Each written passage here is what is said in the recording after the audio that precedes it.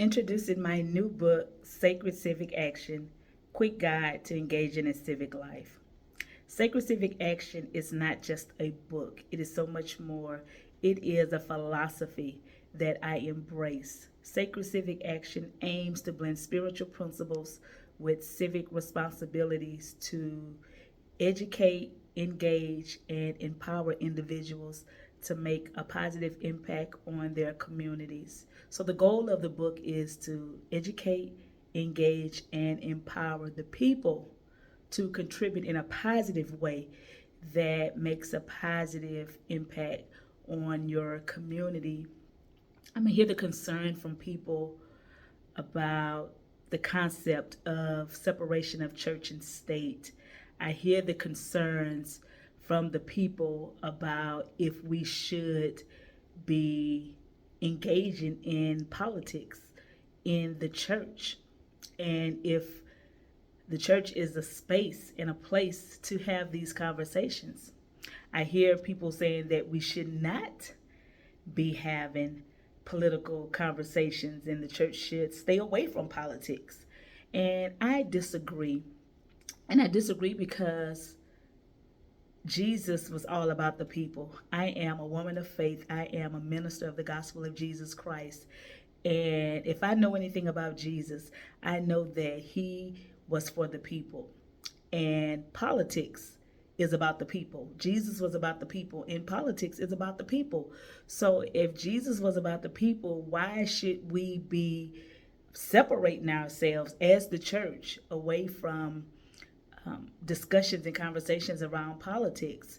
Now, I'm not saying or I'm not suggesting in any way that we should be imposing our political ideologies on others. I'm not saying that we should be, having this partisan politics going on and trying to impose our political beliefs on other people.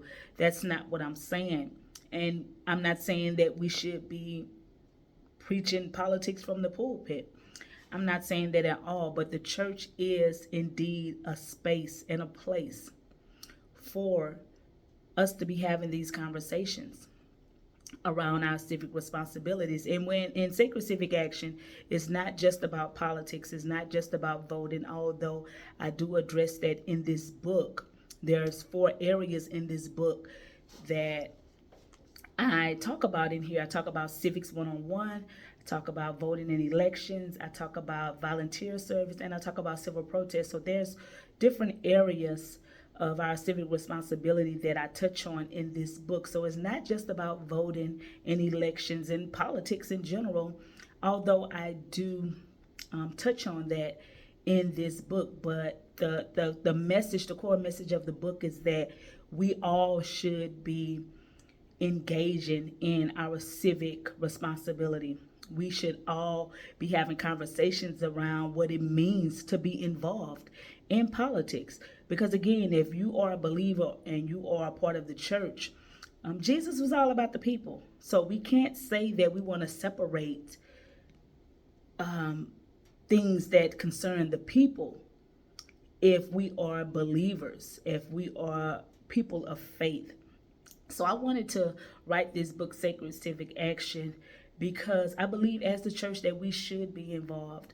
We should be having these conversations. We should be engaged. We should be voting. We should be doing more than just voting. We should make sure that we are staying engaged. We are doing all those things that make up us exercising our civic responsibility. And so there was a study by Fetzer Institute, and the outcome of the study, it found that people who are more spiritual, those are the people who are more inspired to be engaged in civic responsibility. And it's not saying that's the case for everybody who are spiritual, but the study found that those who are spiritual people, they are more involved in their civic duty. They are more inspired to go out and just be engaged, be involved, voting, volunteering, all those things. And the study also found that people get involved based on their aspirations. And the study found that people they aspire to even be spiritual. So just the point of people being they aspire to be spiritual. In addition to that, constitutes makes them want to be more actively engaged in civic life. So it's a good study around spirituality and civic responsibility. That is by Fetzer Institute. So if you want to get some more details on that, but that's a good study around sacredness and being involved and engaged in civic life. And so, people, I hear it all the time. People are tired. People, they've checked out. They're like, I just don't want to be engaged. I don't want to be involved. I'm just tired of going around the same mountain over and over again. And I get it. I truly get it. I've been doing this work around trying to get people engaged and involved for nearly 20 years now. Just trying to get people engaged and involved to do our part, much more than voting. And I get it. People are tired. But I will be honest with you, although I've been doing this work for so long, I am more energized than ever right now than I've ever been, because I understand what's at stake.